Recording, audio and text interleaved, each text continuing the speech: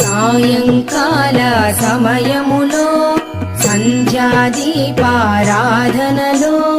వచ్చును తల్లి మహాలక్ష్మి, వచ్చును తల్లి వరలక్ష్మి.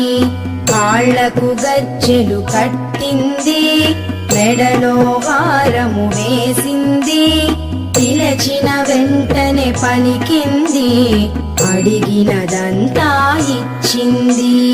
సాయంకాల సమయములో సంధ్యాదీపారాధనలో